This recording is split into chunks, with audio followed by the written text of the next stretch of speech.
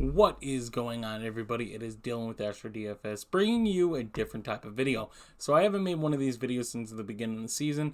Just schedule-wise, I never really had the time. But this week I do. A little extra time with the holidays. And still going to have a DFS video for you guys tomorrow and for Sunday night. So if you guys are here for that, it will be here later today. I'm just going to make a bonus video for the week for you guys, and that is just bets. This year has not been very good to me at all with betting. A lot of bad beats, a lot of stuff that just doesn't really make sense, but in the aspect that's betting. So let's get into some of the bets that I like this week, though. So first off is the Cardinals +6 right now against the Falcons. It was at 4, I think, before Colt McCoy was ruled out with a concussion. I still don't think Atlanta are 6-point favorites, are just justified anywhere. In the beginning of the season, they looked like a surprisingly good team and efficient in what they were doing and how they won games.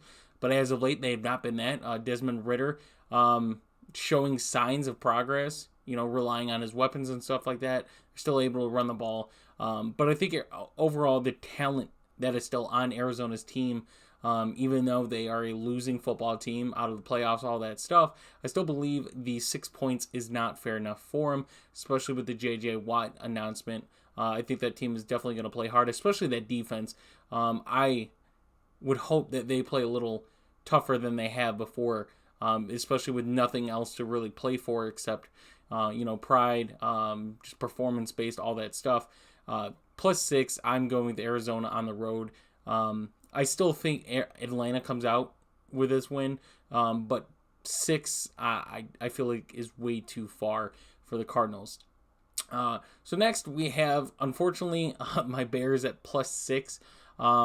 I do think that Detroit still wins this game. I do think there's a shot that the Bears win. Detroit caught fire, but they've kind of cooled down since.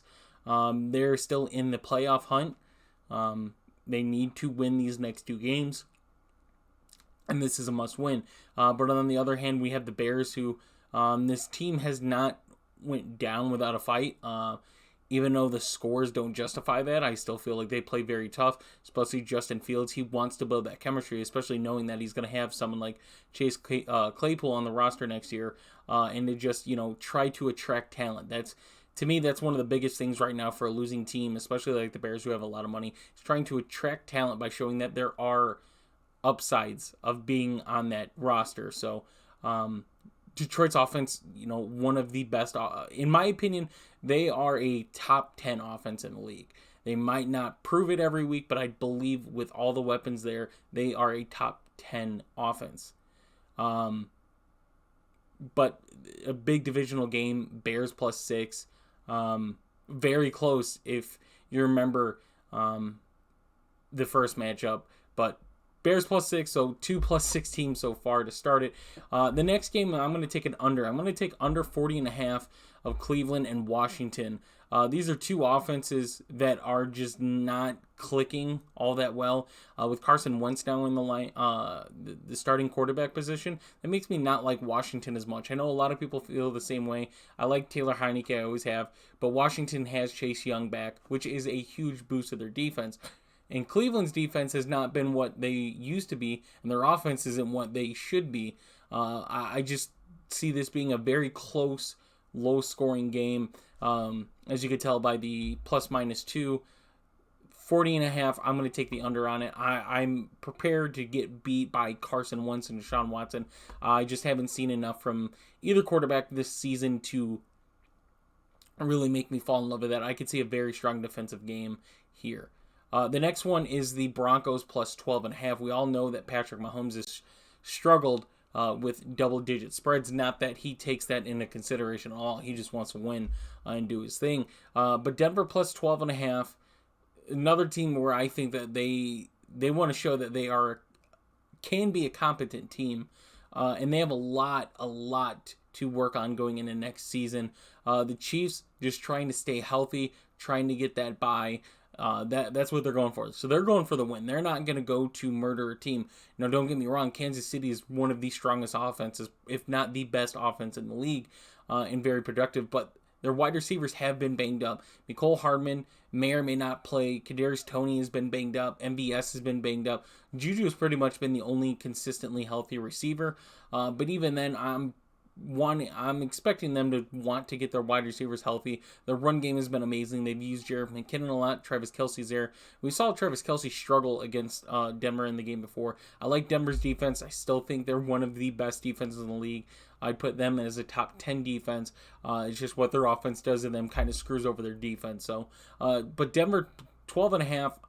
I know it's very rough to bet on Russell Wilson to actually be productive, but I believe he can be in this game. 12.5, I am willing to take that. And then the last one for me on this slate, as of right now, is going to be the Patriots -2.5 against Miami. I think without Tua there, obviously Teddy Bridgewater has proven that he can be a quarterback. Even Thompson didn't look too bad when he got looks in. I just think the Patriots are overall a better team. Defensively, they're a good team. Miami, I think their defense can be good, and the Patriots' offense has not been good, but I'm more going on the Patriots' defense against Miami's offense rather than Miami's defense against New England's offense. 2.5 field goal, I'm okay with that. I'm okay with taking that in this scenario. And then last but not least, I know I said that was my last one, but I did forget about the Jets at -1.5 here on the road against Seattle. Both teams fighting for playoffs. The Jets are a lot closer. -1.5, getting Mike White back, hopefully, is the plan. He starts. There's no setbacks, anything like that. The Jets defense, still being one of the better defenses in the league here. I really like the Jets at -1.5 with Mike White in. And then that defense of the Jets is just very good. If Tyler Lockett's in, that might change my mind. That might sway me to Seattle. But if Tyler Lockett ends up being out, then it's a no-brainer for me to go with the Jets. If they lose, they're playing Seattle at home, so I could see that aspect. I could see Seattle still fighting to get into the playoffs, so that's something else to consider. So those are my picks for Sunday right now. I don't usually give it out just because I've been so unsuccessful this year. But like I said, I had some extra time, did some extra research. So those are my picks going into Sunday. I hope you guys enjoy, and I will see you in the next one.